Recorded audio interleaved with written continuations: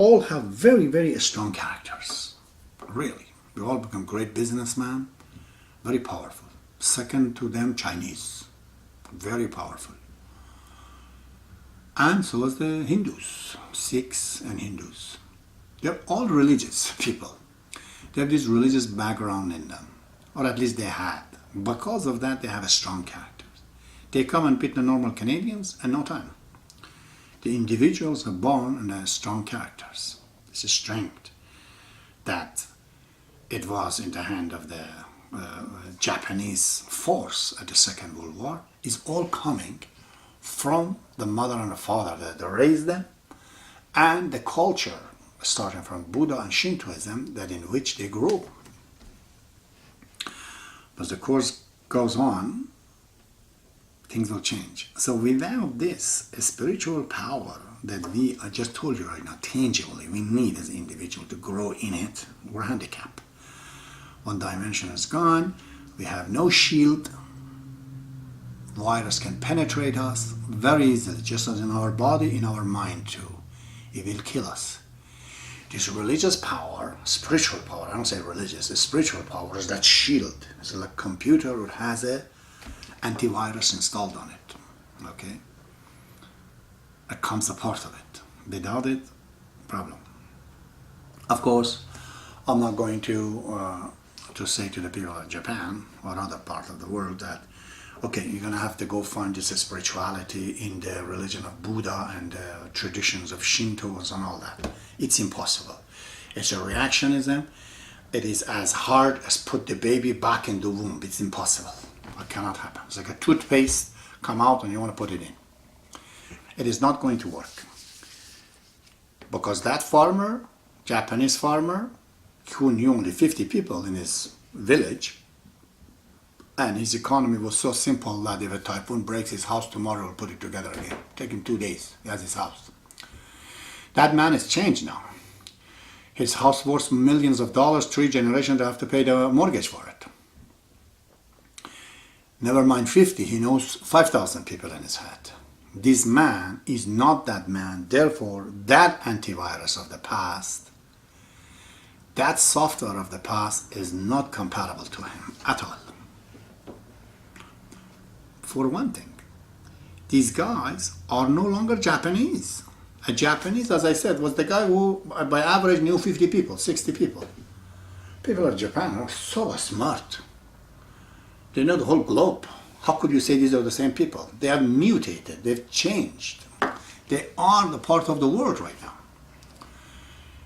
So much so that anything happens in the world, it directly affects them.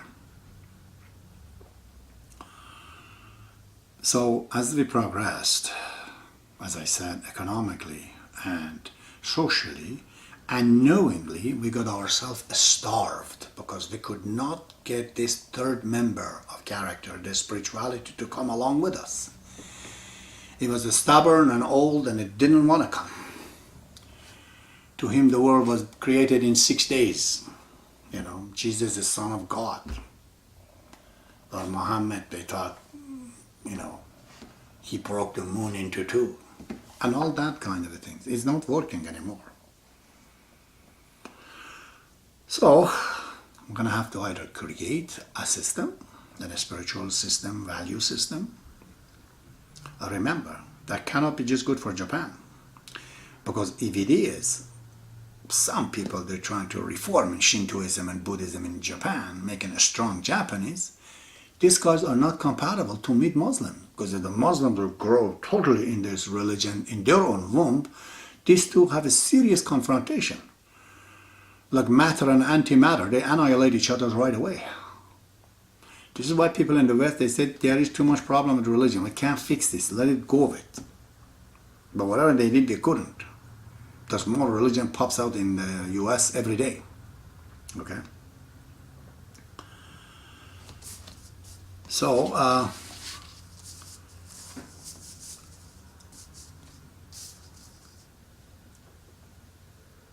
and to come and ask all the people of the world together to come down and create a religion is impossible, you know. It has happened before in Europe, it didn't work out.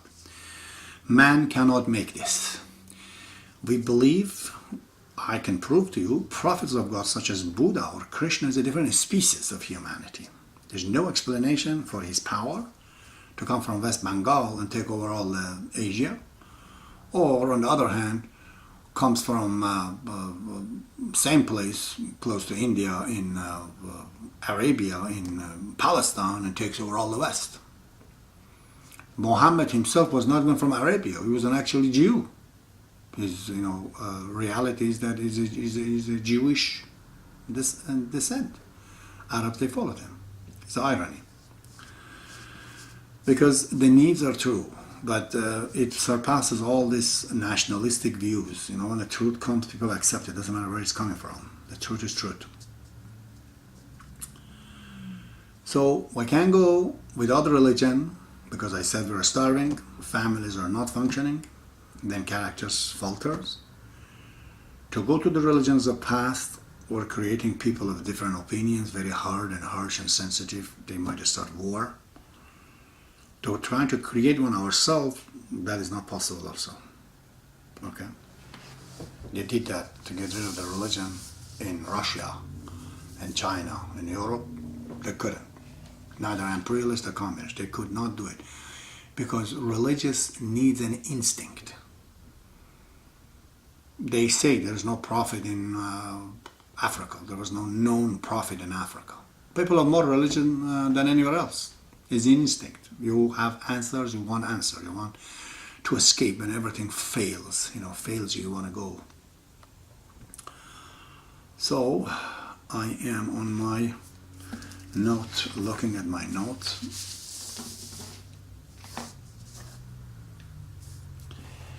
The other solution is that we have a new religion. It's called faith, not religion. It's called Baha'i faith. It happened in Iran in 1844.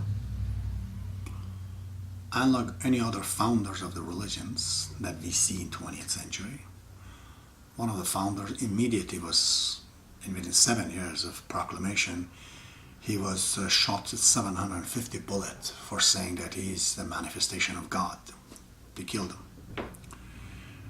20,000 of his followers, they were massacred, killed. They told him to recant so you can. But they were like Hashimoto. They said, no, we do not. We see this man is different. And they died for it. The second successor, Baha'u'llah, which is the founder of the Baha'i faith, who was of a royalty almost. His father was a great, minister of the king. In this manner, he was very much like Buddha. He was put in jail for 40 years, banished from the Iran to Iraq to Ottoman Empire, and finally he died there. They postulated a religion. It's dynamic. We as the people can add to it. We can. Why? Because the Baha'i faith is not a dogmatic religion at all. Baha'u'llah created democracy in the religion. He says this is the problem with religion, because they have these individuals, they come down and say, I am this, I am that, I am that, I am connected to God. And therefore, they divide peoples, just like dividing the land, they divide people and creates havoc among them. He says that the Baha'is, his followers, they have to elect 9 people in wherever cities they are. In all the cities of Japan, there is such an institution. It's called Local Spiritual Assembly of the people of Japan. Then there's one in the National Assembly, the National Spiritual Assembly of Japan. I came in contact with all the members. I'm going to tell you in the next video. And that is the things for the Japan. So you want to marry, you go to them. You want to divorce, you go to them. You have a problem, you go. That is their spiritual body, elected by people. Change next year. Every year, changing. Baha'u'llah says, do not accept another person to be superior over you. This is wrong because we're all equal. So you have to elect 9 members, not 1, 9 members. In other words, you elect a government, not a person. His fantastic idea is that religion has to be according to science and logic. If it is not logical, it's not scientifically explainable, it's out the door. How are you going to talk about your feeling, I believe, to, I'm from Iran, to come and say to Japanese, they look at me like a robot. What are you talking about? Go take back to your country, because here we don't understand you.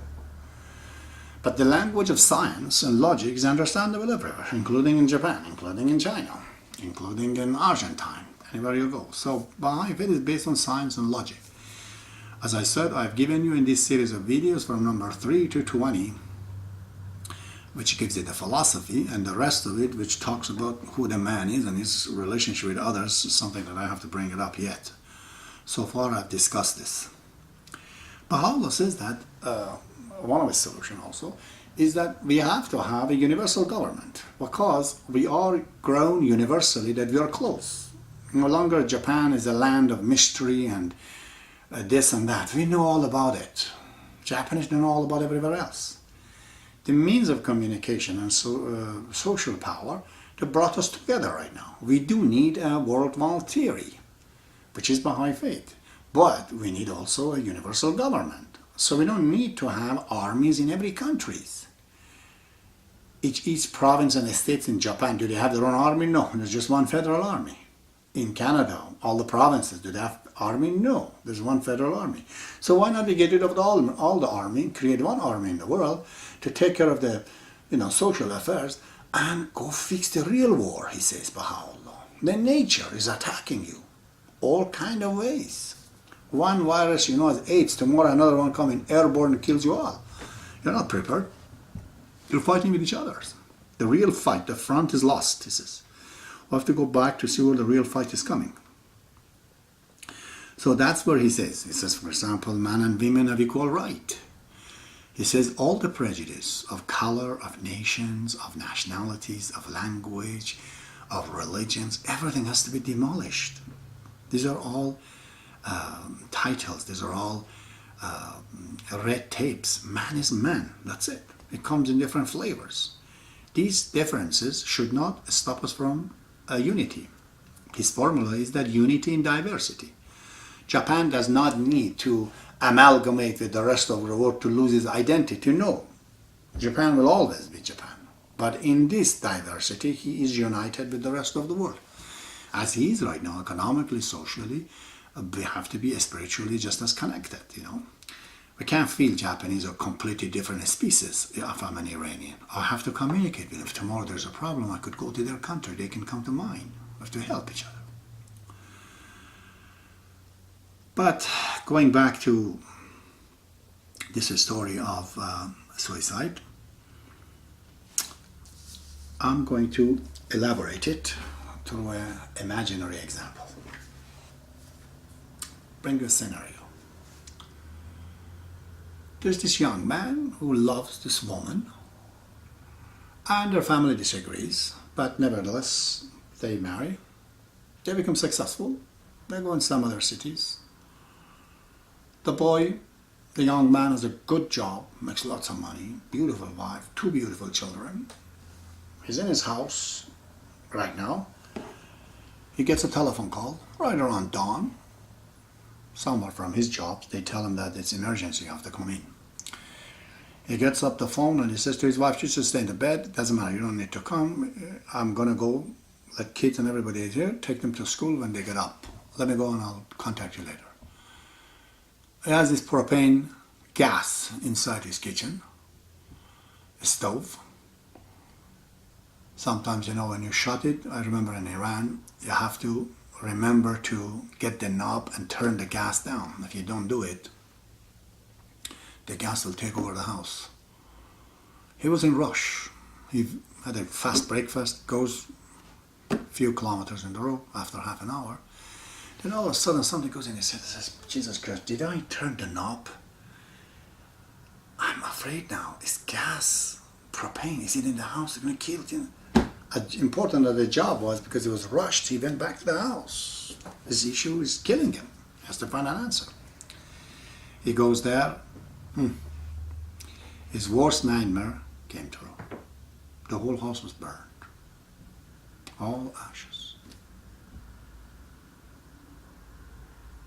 He became the murderer. He killed what he loved. His own children, his wife. by mistakes. And he says to himself, I did kill everyone. I must join them. I must kill myself. So kamikaze is not just Japanese, it's everywhere. When it comes to the point, there's a button. You push that, program activates. He throws himself in the fire and he kills himself. That was the only solution. He had to punish himself for what he did. It's a scenario, a lot of us falls into it, not as drastic, but sometimes just as drastic as that. In this case, this man is a very successful man, but he puts himself in that situation. Other times, people are not very functional, they have extra needs. Because of the bad needs that they have, smoke or drink too much, they create deficit in other places, but they end there and they find there's no answer. So if you were a psychologist and a doctor, what would you do at that time in a matter of emergency? You see this man, you know he's getting nervous breakdown. And the next step is suicide. What would you do? I would take him. I administrate him as a doctor to be beaten up, rip him, really inflict his body with pain. That pain is a medicine for him. It's a remedy. Because what he has done, he wants to be killed. He wants to be tortured for what he has done. When you beat him up, the skin has to respond, gets the brain to answer and become selfish because he's totally selfless. He wants to kill himself. He wants to get out. The software is going away from the computer of his brain. You have to hold him back by making his brain to respond to the pain on the skins and everywhere else. If you do that, for whatever, 10 minutes, 15 minutes, you'll keep him in this life. Just as an emergency solution. But in reality, the matter is going to grow and this fellow is going to kill himself. One of these days, later on, or like people in the West, is going to go and say, okay, I'm going to drink and alcohol, drug, all kind of things. I kill that character, become a different characters, you know. So, he wants to know what happened to his family. He wants them not dead. He can't think I killed my son. You know, you have to tell him they're alive. How are you going to do that? You have to reduce his pain. Pain is in him. This is where the Baha'i faith comes. The spiritual solution comes. There is two remedies. Characters expansion and character transformation. This man is bankrupt at that moment right there. He wants to stay there and burn. By beating him up, you're taking him away back to his body because the body has to respond. But his character has to change, not in a negative way as he does. For example, before, he was not a very particularly religious person. Now, as a Baha'i, we tell him that just go teach Baha'i faith to other people that they don't have. Go visit people in jail. Do a lot of spiritual act. Things that he was not doing before. Listen to different musics. Read different books. Have different friends. Possibly change even your place. The elements that characterizes his main characters should have to be transferred. So you get this guy from this point and send him somewhere else. But then, because the philosophy is scientifically proven to him, he knows his wife and children are not dead. They are the kamis now. Japanese call them kami. Kami means really metaphysics. I like to translate kami as possibility. In the nature, there are possibilities. There's no natural selection. There are natural possibilities. Things falls in that possibility and it become tangible and we can see it. You know, that manifests itself within those possibilities. Kami means the worlds of possibility. Some of these possibilities are bad, some of them are good. He knows they are in that world, but gone. They're somewhere else. The hardware is there, but the software is around. But that is where he, by this conviction, he has a connection to them. Okay? The other way, of course, is that we expand his character. If you have a small amount of cyanide, very small, little, tiny, in a glass of water you eat, you die. But if you put that little cyanide in a pool of water, probably doesn't affect you. Maybe little make you a little sick. If you put it in the ocean, nothing will happen. So when we know his characters, the weight of his character, what it is, you have to expand him, make him bigger, create more friends for him, let him do other things, let him get out of Japan and go some other countries. Any one of these boys that they want to suicide because of their school, you have to immediately tell him that this is an ordinary way of success, going to school. But some people are better than ordinary. The school is too small for them, like Thomas Edison, like Albert Einstein. You have to tell them you're bigger than a school. You have to do something else. You have to have a different department where you can put him to appreciate his power. Send him on a mission to go to help people in Africa. When he sees the poverty that they have, the problem that they have, then he comes back to himself and logically he sees that he's way better off. Tell him you're the ugly duckling. You feel ugly because you're with the ducks. These schoolboys are ducks. Among them you're ugly. But reality is that you're a swan. You have to go somewhere else. That's how you transfer him. The man who economically wants to go down because he could not make it, tell him that you're a spiritual. There are different things that satisfies many different people differently. Like Mother Teresa. She comes down, in all the countries, basically destroy her physical life for achievement. So as Nelson Mandela goes to jail. Some people have power to do spiritual work, some social work, some economical work. Those who are not absorbed by the society in an economical way, in a spiritual way, they are perhaps good for somewhere else. Again, you have to create a situation for that man to see that he could be, as a Japanese representing the culture of Japan, to go into other countries and do great things. Introduce Japan to Iranian, introduce Japan to Egyptians, to other people. He's one of them. The bottom line is this. We have created a society for majority of the people, but there's always chaos in order. There's always exceptions. Not just being blind or deaf and this and that. No, I'm talking character-wise. That we have to have a different environment for these people to grow. If you do that, you could stop the suicide. Thank you very much. I love you very, very much. And I'm going to speak to you again one more time, how I met Japanese, and what I think Japan as a whole has to do in the world, and what is his role to create a situation that the entire world and nations and surrounding people be happy about them. Thank you very much. Sayonara.